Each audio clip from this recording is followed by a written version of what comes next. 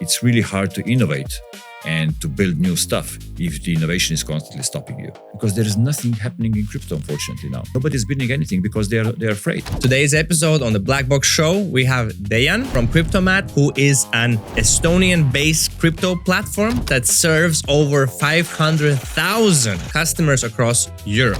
If you are 20-something years and you're trying to change the world, you don't have many things to lose and so on, just go for it. In this episode, we will talk about financial crimes, we will talk about prediction markets, we will talk about crypto, and we will talk about how he was able to get 500 active customers, what were the marketing strategies, and how did they grow the business.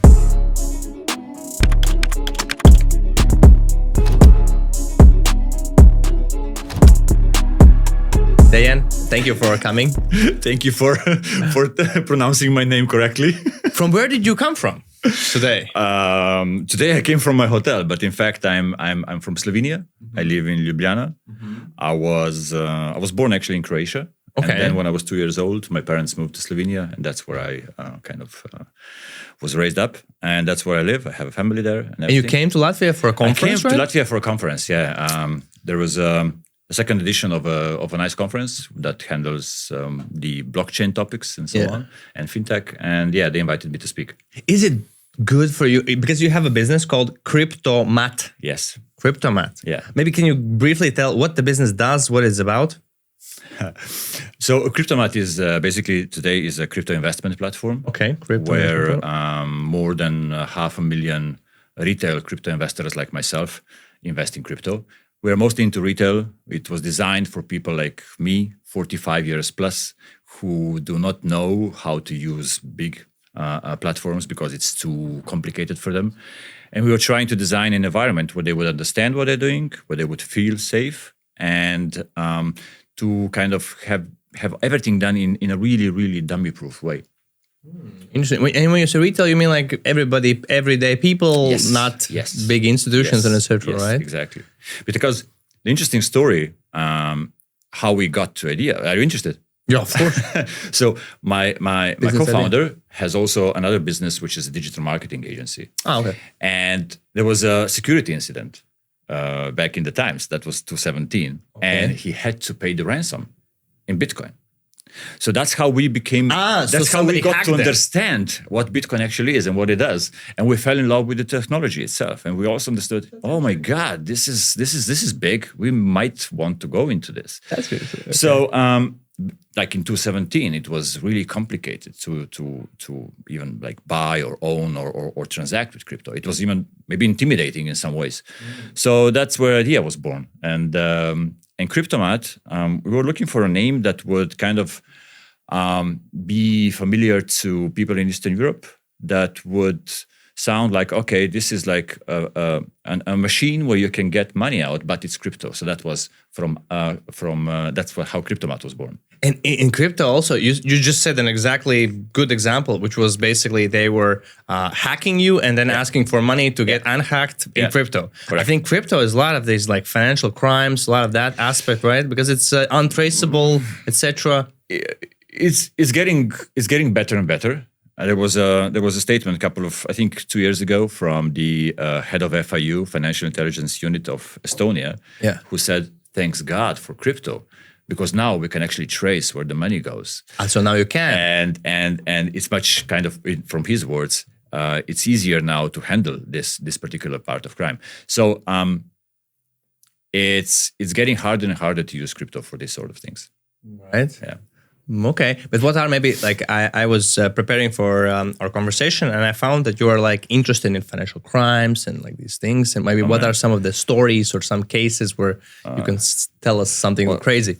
The thing is, it actually happened pretty organically, because when we started this, I had no idea about anything about this, like or even that this exists.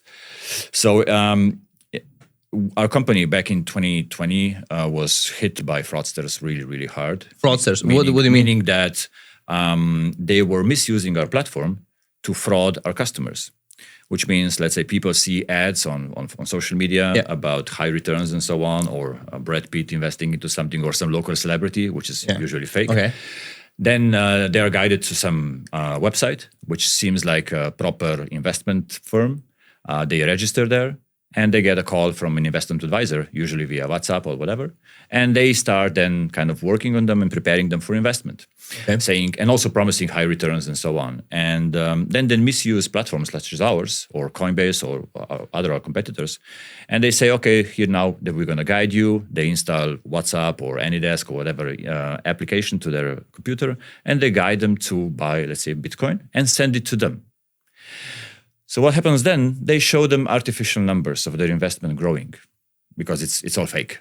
And then they say, okay, you need to invest more and more and more. And then at a certain point, people want to kind of get some profit Withdraw. back. They maybe give them something, but then they say, well, now you need to go, let's do more, until person runs out of money. And then usually person wants to get out. And then they go, well, now you need to pay the taxes. So you need to pay the taxes amount, blah, blah. So again, people go, they maybe scrap some more money, pay for the taxes. And then all of a sudden, the investment advisors, they're gone. Yeah. They don't respond anymore. And also the websites disappear. So what happens then? The customers come to us. Those are usually older people who are not familiar with the technology, who are not even aware what they did. They're not aware that they gave access to fraudsters, to their personal accounts, to everything. So, and then the money is gone. And it's usually only us left who then try to help them, who also, there's nothing to help because the money is gone. So you can just direct them to the police and actually to report that. But what happened then, there was more and more of that. And it started affecting our business. It affects, you hear these stories of people actually losing the money. And then I designed a kind of a fraud detection and prevention program where we were collecting systematically feedback from people how they were defrauded, so we can then integrate technical solutions to detect that and try to prevent. Can you give me an example of that? Let's say you're looking for common denominators in the fraud cases. And let's say with this particular fraud, it was always that there was the remote desktop used in the user sessions. So what happened then, we understood, okay, we need to somehow detect when this is done. So what I did, I reached out to the founders of AnyDesk and TeamViewer, and I was harassing them that let's work together. Please give us some tips how we could do this, until they blocked me. They didn't want to talk to us. And then, fortunately, there was a technology involvement, and there was a technology that we found that we integrated into our platform, and we were able to detect high-risk sessions. And then actually, if that was detected, then we disabled certain actions on the account, which is sending crypto.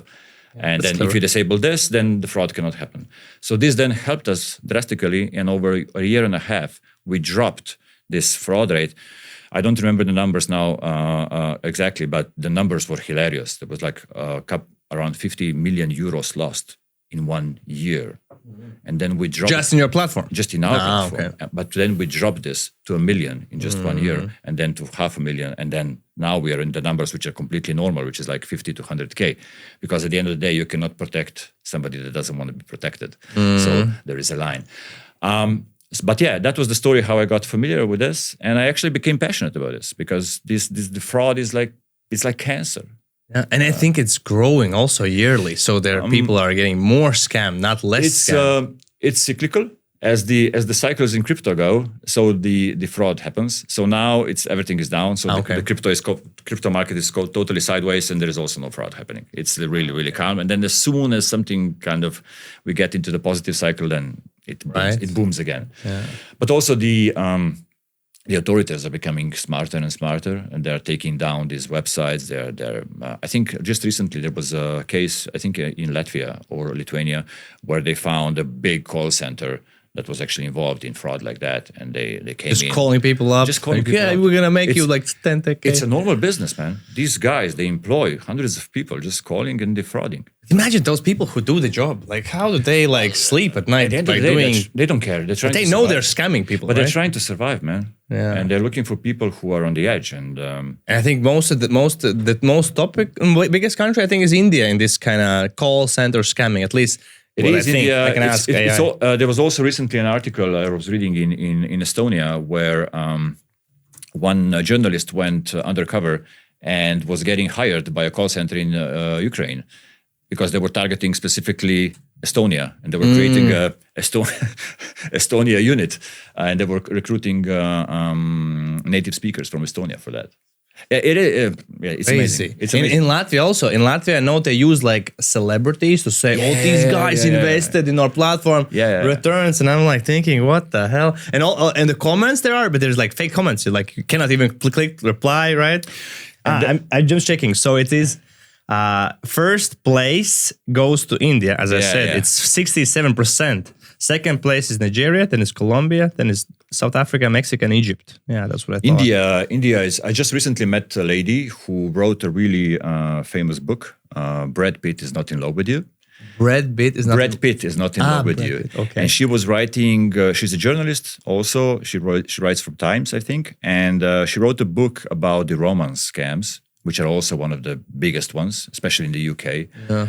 And they're targeting lonely people mostly, female, and they are losing crazy amounts of money. And here you can see in a year, it's like some report from Electro IQ estimates that it's 25 billion euros are being scammed from people. It's great. There you go. It's like a lot of. It's basically bigger than Latvia's economy.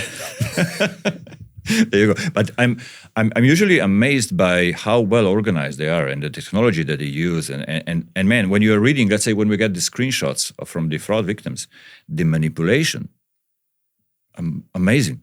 Why don't they like put effort in something productive, which should be a win-win situation? But okay, about your business, I think it's very interesting that you are kind of buy, sell, trade crypto. Yeah. Competing with Binance, Revolut, big players, eToro, maybe some more. Trying to compete, yeah. Okay. But still, you managed to grow your customer base to 400, 500,000 users. I think that's an impressive number. What are some of the growth hacks or things that are working? Is it paid ads? Is it like, what is it? Like, how do you get customers, users? The majority of our growth was actually product driven at the beginning because the product was simply good. That was it. You mean the way how you could buy? Okay. Yeah. And another thing we did, because my co-founder, he owns a digital marketing agency, and we understand SEO really, really good. Okay. So we kickstart like really, really early, and we have built a huge. Our website is really, really huge. If you check like whatever Google locally and try to search for Bitcoin price or how to buy Bitcoin and so on, we're going to always be among the first 5 organic hits. Because this is just what we have built so far. So the SEO helped a lot. Do you know Paybiz, by the way? Yes, of course. My friend used to be chief marketing officer. Yeah. So he said they were employing 20 to 50 people in SEO just to rank on keyword Bitcoin, buy Bitcoin or something like this. Crazy. I'm just... So that was main thing. But then you mentioned all of these big competitors. It's a ruthless industry and it's really hard to compete. Because we were trying to play the game like in a fair way, in a normal way. Okay. Because my first kind of, when we started building this business, my first condition was, well, listen, man, I want to be able to sleep nice because we're going to be handling other people's money and I want to do things the proper way. So when many businesses were doing ICOs, are you familiar with those? You mean initial coin offerings? Yeah, so like... That was the boom in 2017, It was a boom. right? So you just invent something and you invent some free money out of thin air and you give some white paper and you collect money and then you try to build something with that money. So whatever. But it's crazy. It is crazy. It sounds amazing. But listen, right? we had a project. Yeah. We also were getting ready to issue our own token. Yourself, right? Yeah. I had that question with you. And for 6 months, we worked on that. And then we were done. We got kind of this white paper that I was supposed to sign as a co-founder. And there was a kind of a disclaimer saying, well, this is not an investment. And I'm like, shit, I cannot sign this because it is an investment. Why would people be buying my own token if not to speculate on the value? And then we killed the project after 6 months. And I said, I just cannot do it. It doesn't feel right. And it was the right decision to do because we would get in trouble as we were growing. But at the same time, we were not that strong in sense of the financially comparing to our competitors. So yeah. Because basically in that way, it was like thousands of projects launching and maybe like one survived out of or what was the statistics? Yeah. Basically all of them were... And now also the regulator doesn't like that. If you have done that in the past and now trying to get the new license, they don't like it. They check you personally on it or they check your company? Is the Both, yeah. Because you as a shareholder or a manager, you need to be fit. That's like fit and a proper. black red flag, right? Yes. Oh, interesting. Interesting. But how did you kind of get the users initially? Like, okay, SEO, you said you had background in digital marketing, that helped. Yeah. But what was is it like the Then channel? it was, we did a couple of good partnerships with some tokens that were kind of trending. What do you mean partnerships with tokens? Partnership in sense of, there were, back in the times, there were certain tokens that people wanted to buy, but they just couldn't buy them because they were either, let's say, you can just buy them on some exchange and you cannot buy them in pair with euro, for example. So what we did, we partnered up with a token, say, hey, listen, so we can create synthetic pair for you, which means that your token is going to be, people will be able to buy it directly with euro, with credit card, for example. And what we did, we actually created double orders in the background. So first with euro, you buy, I don't know, USDT, and then with USDT, you buy the token. Yeah. And we use 2 liquidity providers for that. And everything happens in seconds. Yeah. So we kind of did the hard work in the back so people could access this. And for these tokens, it was like, wow, it works. Because for them, it was not, they could not build this themselves. We had all of the kind of payment rails, the regulation, and so on. So that was one of the hacks we used. And then there was also quite some advertising, especially on social media. But that was rarely successful because constantly we were getting blocked. Blocked to advertise? From Facebook, man, I don't know how many times they blocked our page, closed our ad account, and so on, because of regulation, of course. But yeah, and that was kind of it. It worked up until now.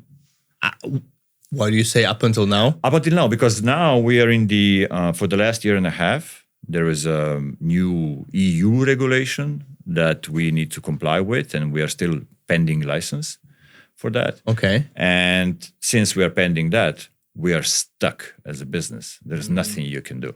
Because now also we are being treated as an equal part of the financial system. And all of a sudden from startup, you need to become a financial institution. And things like the play there is slightly But different. you have the license. I think you have Mika? Yeah, no, not yet. You don't have it pending, yet? Still pending. Still pending. Yeah. I recently had a guest from Austria. They are tokenizing companies, like not offering IPOs, but like helping to do similar thing in IPOs with that. But they also said their primary goal was not technology. They were like not focusing on technology. It seems you were focusing more on the product, aka technology, to do the job. But they were focusing on regulations, on all of this stuff, because this will kill many businesses because it's getting super expensive to do it, right? How much money are you allocating to kind of get the regulations fixed or solution for it? It's actually, it goes two ways. One thing is how much money you're allocating to that, but then it's also how you are then stuck as a business because you cannot do anything. So it has been over a year and a half since we pushed out anything new in our product. We cannot advertise. That's bad. It is bad. So we cannot advertise because none of the platforms actually will accept us without this particular license. Then you're getting licensed based on your business plan. Okay, so because you need to present your business plan, and this is one of the documents I wrote. Man, it's like writing a doctorate. It's more than 160 pages, plus all of the documents that are accompanying that. But in the business plan, you need to predict things that you're going to be doing over the next 2 to 3 years. And then you start the licensing and 1 year passes and you are a startup builder. You know how much things happen in 1 year and how fast things can change. And you cannot change because you need to stick to what you wrote. And it's painful, very, very painful. And I'm just hoping for this to kind of finally conclude, and we'll see what happens then. I actually didn't ask you like about the platform. How big is the platform? How much turnover or what kind of profit numbers you have? Like, what's the numbers in the? It used to be really nice 3 years ago. Now it's not. So currently we're burning money. We're burning money for the last 2 years, unfortunately. So every year losing money. Yes. Last 2 years losing money. Before that, we were profitable 3 years in a row. So luckily, what's the transaction volume or some metrics? Oh man, the biggest we did was I think it was 21. It was something half a 500 mil in volume, and we did almost close to 10 mil in revenue, and half of that was actually profit. So much. So we did well back in the days, but then things turned, and also the business is cyclical. Like it goes in cycles because of crypto, but then also you have these macroeconomic impacts that influence the business that you cannot do anything about. And all of a sudden, we have seen this with the war in Ukraine, and now we see it also with what's happening in the Middle East. As soon as the rockets start flying in the sky, people are not thinking of investing retail. They are thinking of surviving. So, and we are kind of more of a luxury service for them. And this is where you then get burned. So it's quite a roller coaster. Yeah, if the economy is going down, probably people less invest. Yeah. I think an interesting topic is what I wanted to cover is the prediction market. So right now I'll open 2 sites. Let's start with this one. So Poly Market. How familiar are you with prediction markets? Can you maybe explain quickly what it is to everybody? I'm not that familiar to be able to give you an expert opinion on it. I've been following what is happening, and I've been shocked same way as you have been, because first of all, it's really interesting how organically it just happened, and actually on what are all of the things that you can work on. It's great. From the elections to sports to like. For example, will Elon Musk tweet on 27th of March? And it shows volume, 22 million in volume. People betting yes or no. Oh, it's crazy. Yeah. US forces enter Iran by date. Yes, no. It's crazy. It's everything. Also, like we just had the elections in my home country, and there was a bunch of bets also on that. So yeah. Me personally, I'm. On my personal level, I'm not a fan of any sort of let's call it gambling, because I had a personal story in my life. My dad was a gambling addict, so I'm totally against everything there. Although I'm working in crypto, somebody would say, "Well, that's similar, right?" That's kind of similar. You wouldn't agree? Well, also in crypto, I am a crypto investor, but I'm a long-term crypto investor. I'm not catching the next wave. I'm not catching the next opportunity. I'm DCAing constantly for the last couple of years. What does it mean, DCAing? Dollar cost average. So I'm buying certain assets every week for the same amount for more years already now. And I'm constantly just buying. And I'm not looking even at the price or what's happening. This is my kind of long-term investment. And DCA has shown also, if you check it on online, it's shown to be one of the best strategies for retail investors to actually invest on the long term. I'm also DCAing in S&P. I'm also DCAing in Tesla, in Apple, on the products that I know and I use. And but in crypto, what are the main ones? Is it Bitcoin only, or is it something else? Bitcoin. Nothing else. Done. Just that one. Yes. Just one more, right? Yeah. What's happening with it now? It's boring. So for the last 4 months, the price has been constantly kind of, it's just going sideways. And that's the most boring time in Bitcoin, in crypto, sorry. And I don't think it's going to change anytime soon, because we need something positive to happen in the world. However, there are institutions taking over quite a lot of liquidity, quite a lot of assets. There is institutions coming in from all over, like everywhere. We're also seeing this in Europe now more and more, where banks are offering crypto products more and more. We have one of the Estonian banks for years, LHV, offers possibility for their customers to invest in crypto from their app directly. Yeah. And why not, of course. Right. And they're the only one that's actually doing. And I just got... it's unofficial info from a couple of weeks ago. I've heard that 1/3 of the revenue they make from investment products comes from crypto, which is amazing.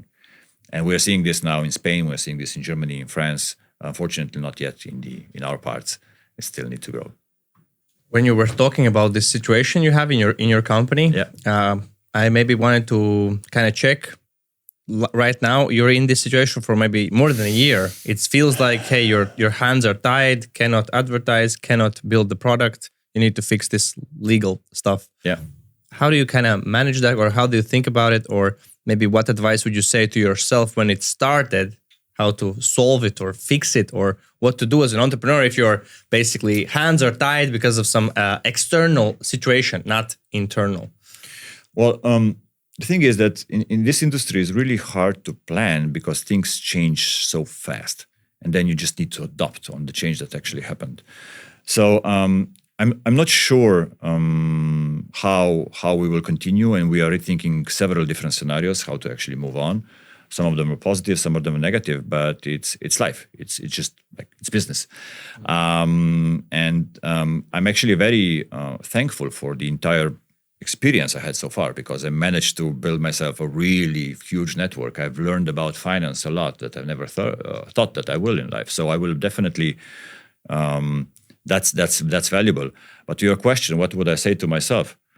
Man, if I would know that this was to happen, I would not be entering into the regulated business. Absolutely. You would just sell the business as soon as possible? Yeah? Yes. Because, I am a fan of regulation. I do think that regulation needs to exist for businesses that can harm people. That absolutely needs to be. But it's really hard to innovate and to build new stuff if the innovation is constantly stopping you. And this is where the kind of the problem comes in. Because if you want to build let's say a crypto business starting today, either in Europe, it's freaking hard. It just takes a lot of money, I think. And that's why we're not seeing anything. Right? No new movements. You just asked me how was the conference a couple of minutes ago. And I said to you, it was boring because there is nothing happening in crypto, unfortunately, now. There is nothing exciting. Nobody's building anything because they're afraid. And they're just kind of pending and waiting.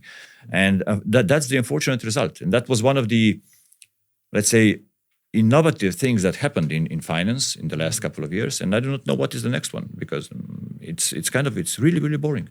Interesting topic for us is always to talk about like new ideas, new businesses to start, what's trending, what's hot.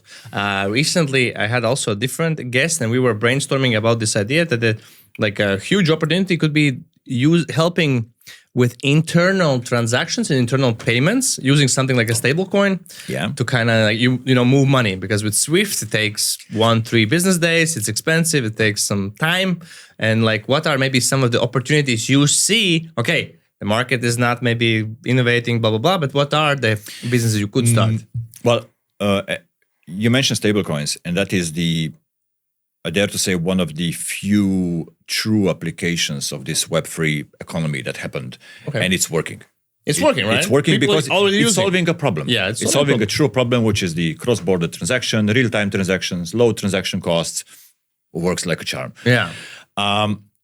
And we're seeing many of the big giants entering stablecoins, which is like MasterCard and Visa. They're doing now settlements with stablecoins because it's easier for them to do it. And that is absolutely something that is worth looking into. And there's many businesses being built around that. What could we build around that? I was just listening to a panel yesterday. There was, I think it was a Latvian startup, and the guy was explaining we're building this and that, and it's going to be easy for merchants to charge and get settled and so. And then the moderator was a person I know, and he was really challenging him and saying, why would somebody use that? Because there is also others who are actually doing this already, same thing as you are, and they're bigger, they have bigger volumes, they're more trustworthy. So, and now I think that people are trying to build stuff by just copying others that actually did it. And they are not inventing anything new. This is what is happening now. So let's say you're familiar with crypto cards, yeah?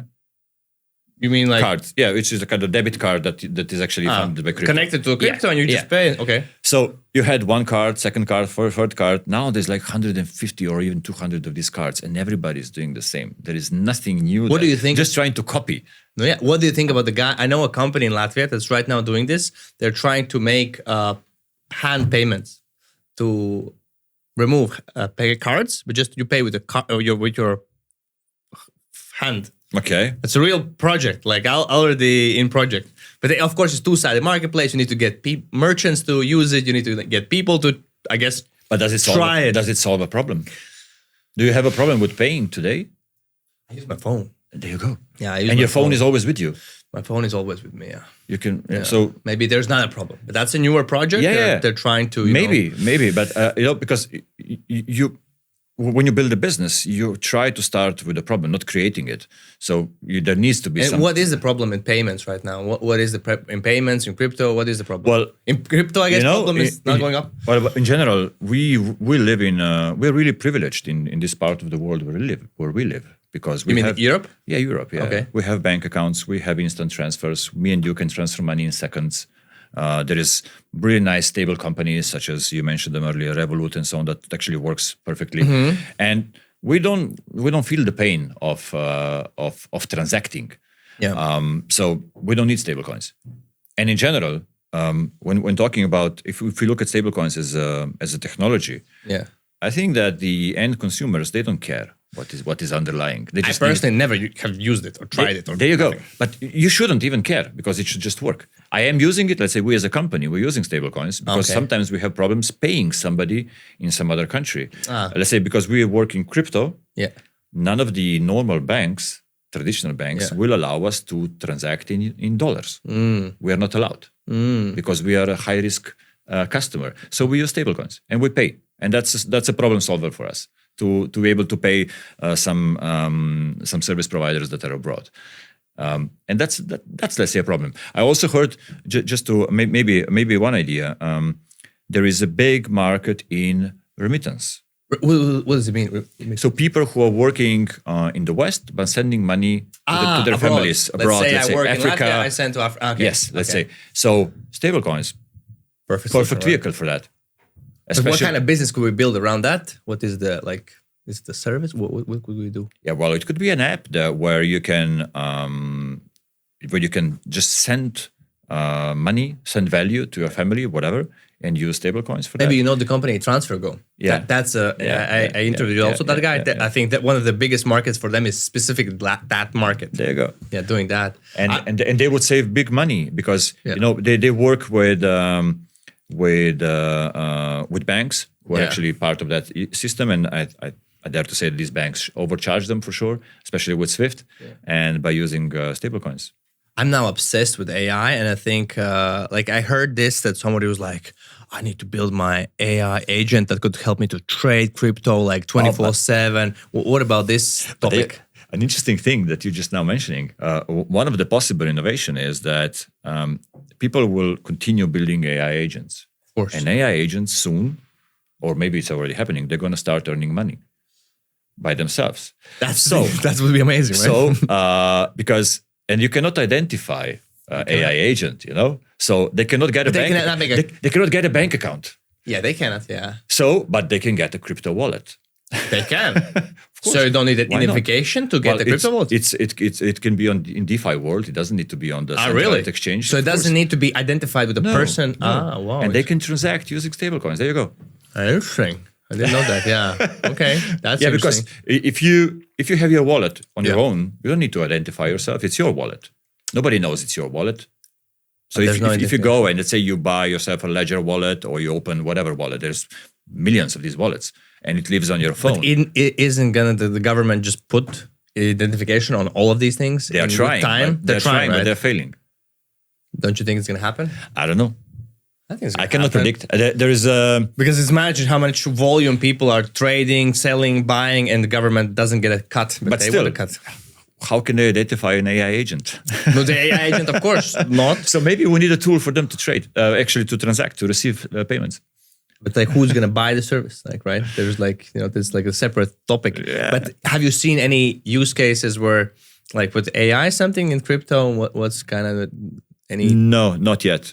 What we are doing as a company is just optimizing the operations by we're building different agents that we use for either as assistants or just to do the dummy work. And how you are applying it, how you as the founder, you're also CEO? I'm a chief operating officer, and co-founder, yeah. But how are you kind of learning it yourself? What's your kind of methodology? Are you watching YouTube videos, doing some courses? I'm lucky to have a co-founder, who is actually totally excited about it, and he is the one who is driving that. And together, then we're discussing how to best implement this operationally. And the majority of things I'm learning from him, and of course, my main source of knowledge for the last couple of years are things that you are now doing, the podcasts. This is where I learned the most. Right. And what we have been doing is we're looking what is the best way for our team to interact with that technology. And we discovered that if we create an agent and if we put it into the environment where people actually work and give it a name and give it a photo, this is the Slack, and we have AI agents living there and people interact with them and it's working perfectly. So let's say we have an AI agent, Maya Humana, who is an HR agent. Yeah. And what it does is just collects the information of sick leaves, when somebody wants to have a vacation, who has birthday when does the contract expire, blah, blah, all of these things. And just people now coordinate with the agent when they want to go on a vacation, and there is a flow. Okay, they go, they confirm, and it updates the records, and it's a really kind of stupid thing, but it works very nicely. We have a Margaret Milestone, who is the project manager,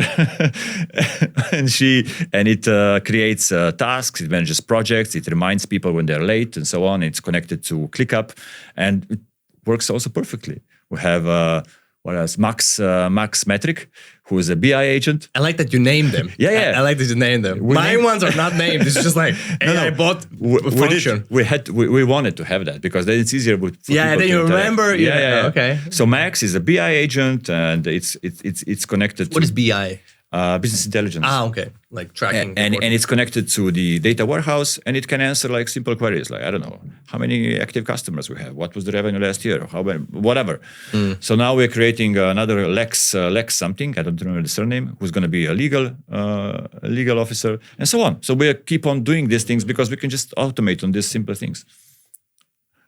I have like, I think 18 people in our team. Okay. And I'm having the problem is that this new technology, these people who we have in the company, they're very still not using it, still not adapting. And then I found I just need to find new people who are already excited using, because I think in general, like imagine human versus a human with AI, who wins? Of course, this human wins with AI because it's tools. Like it's like me fighting with you in a war. You're with a bow. I'm gonna be with a revolver, like AK-47, right? Who's gonna win?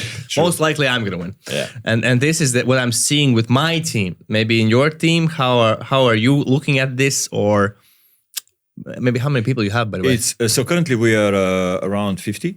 50. Yeah, that's more. And it's similar as you described. So some people are adopting and are happy.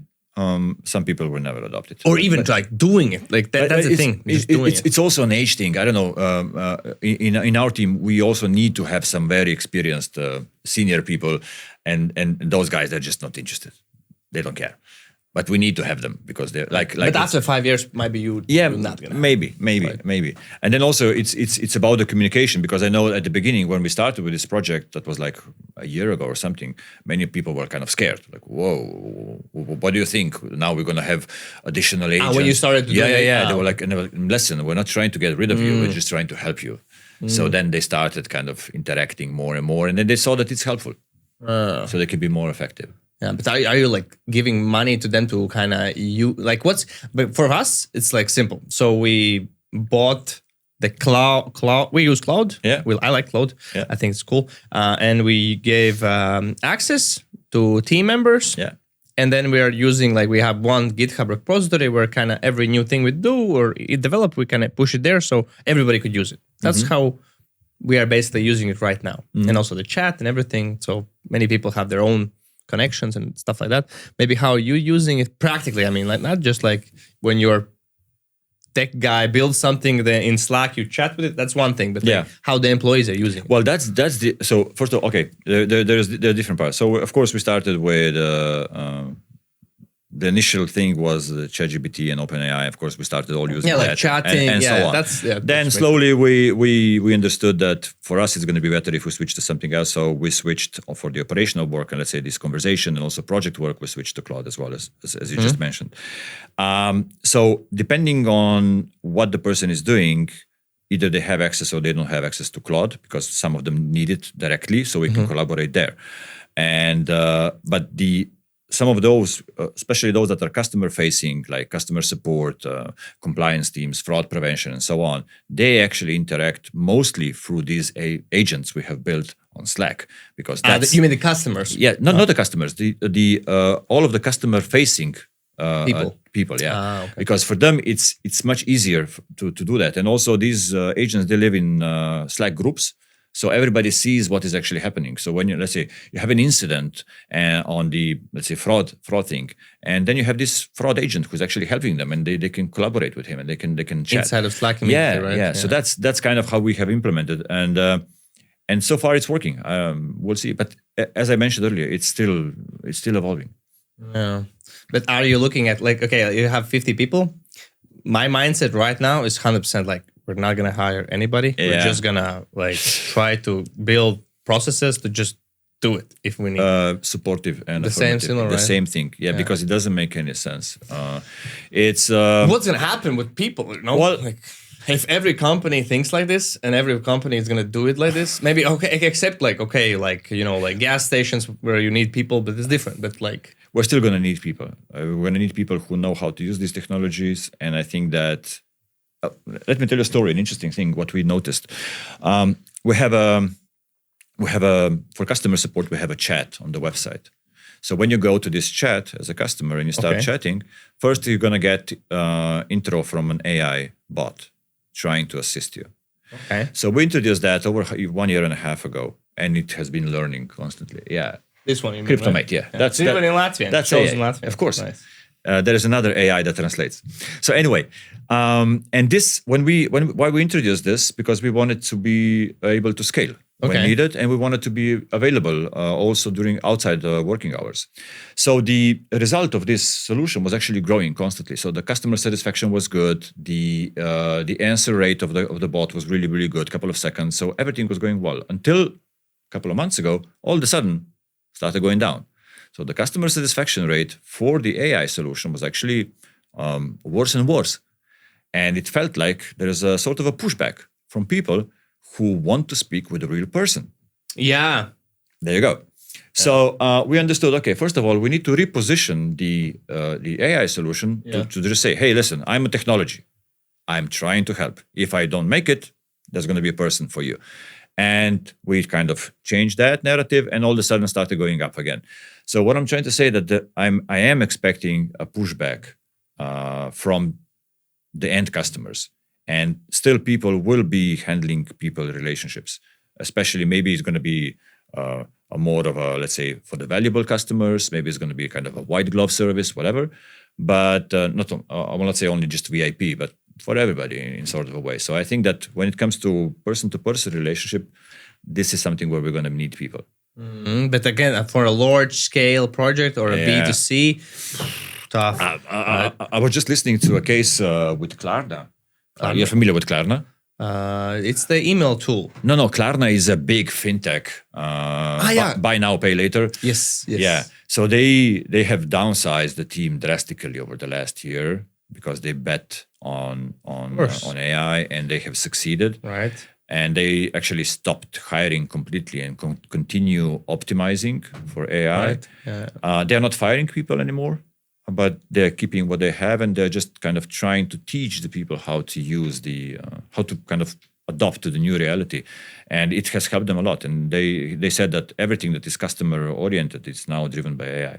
It's interesting that like AI has been around like for 10 years plus, actually. Like, no, it's like long time. It's not like now, but I think now it's like the mainstream media, like YouTube exploding all about these topics, like only talking about these topics, and everybody's like, oh my God, right now is the change. But it has been like for like years already. Well, at least that's how I feel. You know how it is. Part of it is hype, part of it is hope, and time will tell what is going to be the result. And none of the innovations that ever happened did not result in the way how it was designed. So it always had like this to adopt. Yeah. So we'll see about that. Yeah. Nobody can predict what is going to happen to human labor and jobs. Most of the people who are asked, these people, they're smartly quiet because nobody dares to say what will happen, and same goes for me. But it is an interesting time, absolutely. Right, very interesting. Yeah. Maybe the last topics, you have like 3 kids, right? Yeah. 3 kids, and also you're doing cycling a lot. Yes. And I had this preparation that no working weekends. Yes. Right? You're like kind of trying to, what's your philosophy on work, personal life? What's kind of... I was recently invited to... are you familiar with Startup Days? No, Startup Days. Startup Days is the biggest startup conference in Estonia. I think they had the 15th edition now. It's a really, really nice conference. This one, right? Yeah. And cool. I was invited to speak on the topic of integrity in business and trust. And that was a really, so it was the first time I was speaking about that. And it took me quite a lot of time to prepare because I put a lot of myself into that. So when it comes to, let's say, integrity and trust, it's one of the things that I'm really fan of, and I'm completely supporting, which means that always trying to deliver on what I promise, because this then builds trust in you as a person, as an entrepreneur, and it follows how your partners treat you, how your employees treat you, how your family treats you, and so on. And at the end of the day, this is then the legacy that you put on your kids, because it's something that I want my kids to be proud of me, of course. And if I want to teach them to become a good person, this is what I need to do. When it comes to not working on weekends, but it's now, right? Was it for the last 5 years since I have 3 kids? I at a certain point you kind of maybe this comes with age. I don't know. How old are you? I'm 31. Okay, I'm 46.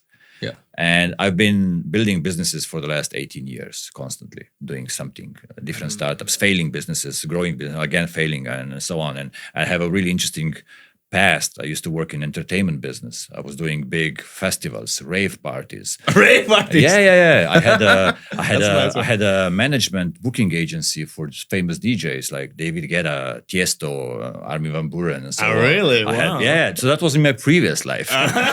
Previous life. And that's also how I met my wife, because she used to be a DJ. And it was actually the music that kind of joined us. What music do you like, by the way? I'm not a music Nazi. I like everything. I'm especially now a fan of live music. Whatever I can go and listen to live music. This is like, but it's always bad. I have never been and thought the music quality is better. It's not better. It's worse. At least if you do outside or concerts, it's worse, in my opinion. I don't know. The last great experience I had was a couple of months ago. I listened to Lenny Kravitz live, and that was one of the best. But you are sitting in front, or where are you sitting? Always front tickets. Front, right? Always front. But it's like standing, right? Yeah.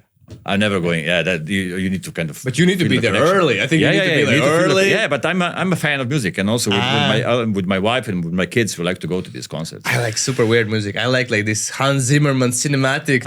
No words, just like. Anyway, so you were asking me about the weekends. Yeah, and I truly cherish the time I can spend with my family, because that's my anchor. This is what is keeping me sane.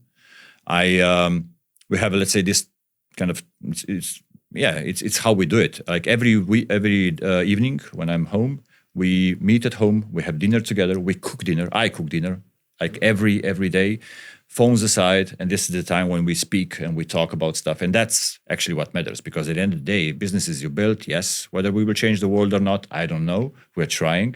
But at the end of the day, you're trying to build a good life for you, for your family, and for people who are around you. So that's why I'm not fighting to be the most wealthy person, or I'm not trying to prove to anybody anything. I don't need to. I'm okay. I'm fine.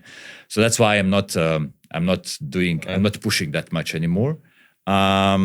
It's because it's not. You can do this sometime, but then at a certain point you need to stop, because you also mentioned cycling. I also understand that I need to feel good to be able to work, to be able to perform. I need to be healthy. I need to be straight, and you cannot do this constantly if you're 24/7 just like working, traveling, and so on. And I guess you have also been traveling for work a lot, like me, and it tires you. It is tiring. For example, I just came here to Riga on Tuesday, and I'm leaving today back home. So I'm sleeping in hotel. I'm eating shitty food in hotel. I'm trying to go out to restaurants to eat good food. So but then of course when I come home, I'm not going to be working. I need to take time off, and then I take my bike. I go like 100k, 150k, 3-4 hours just in the nature, no phone, no nothing. And this is the way where you can relax, and you can also take care of your body. So I used to run, but then it became boring, and I switched to cycling the last 2 years. I agree, definitely that. I had this when I was starting out, also this this hustle mentality, very just like, but at the end of the day, maybe it doesn't even matter. It's mostly, as you said, like how you live, what you want to have for yourself, what are your Don't get me ambitions wrong, or goals? I still do it. Right. There are times where there is a month when I'm not home for weekends, where I work also 14, 15 days, 15 hours a day. There are times, there's projects, you need to push it. Yeah, of course, but that's not my way of normal work. I don't want to be doing that. Yeah, it's not just not worth it. Right. At the end of it. So it's, again, repeating, if you are 20 something years and you're trying to change the world, you don't have many things to lose and so on, just go for it. Right. And this is the same thing I'm teaching my son. He's going to be 18 now and he's thinking of what he should build, whatever you think of. Just go. Aren't you implementing him like in your company? Like, no. I'm never mixing really? family, friends, and business. No. That's one of my personal kind of things. I don't want to mix family, business, and friends. As the last note, what would be your number one advice to any new founder who's gonna, start their business in 2026 or 2027? What would you say to them? Maybe one thing that I didn't knew when I was younger, and that is to go. And this is something that we are not used to in our area. Like go out and search for funds so you can build. So I was building things with my own funds many times, and this has caused me a lot of financial damage. So there's a lot of people who are willing to support great ideas. So if you have a great idea that that could work, just go outside, go on all of these different events, network with people and try to raise money, because it's going to be much easier for you to work. Because if you are constrained by money and by whether you're going to be able to survive or not, you will then fail. There's no way you will succeed, because you need to be comfortable that you can work. So if I would be starting any business, and if I would now be 20 years old, absolutely conferences as much as possible, just hustling to get a ticket and to get in and to go and speak to everyone, to people who have money. Just like what I used to do when I learned about it, I just checked the speakers list and I was standing in front of the stage, just waiting for the person to go down and just jump on it and start talking. Okay. Yeah, and that was the way how we get to know also all the people in crypto space, because we were a new kid on the block. We didn't know anything about crypto, and then like we were reading about all of these important people, like also let's say Michael Saylor, who's one of the biggest names in the crypto industry. We went. I think it was in Austin. In the States, and he was on stage, and I jumped on him. I just wanted to kind of exchange a couple of words, just to feel the energy from these guys, because this is what is then inspiring you. So absolutely, one thing is go to conferences, network as much as possible, and second is raise money. If you want to build something, just raise money. Do not wait. Do not do it with your own money, because it can be painful. I know that some people will say, yeah, you need to start with your money, family and friends. Nah. It's just a different approach. Both can work. Yeah. Approach. Thank you for coming. And with this, we cement ourselves in the YouTube history. Thank you for having me, and I appreciate what you're doing. Cool. Thanks.